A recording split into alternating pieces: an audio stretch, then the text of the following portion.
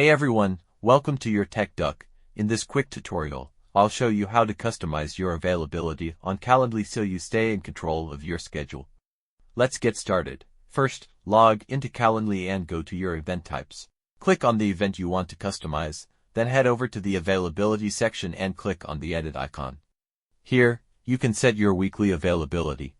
Go to scheduling settings. Go here and select the days and times when you're open for bookings. If you have different schedules for different days, now press enter to save. Next, under the event limits you add buffer time to prevent back-to-back meetings. For example, you can add a 10-minute break between each call so you have time to recharge. Once you're happy with your availability, click save and close, and that's it. Now, Calendly will only allow bookings based on your customized schedule. If this was helpful, don't forget to like and subscribe to urtechduck for more tech tips.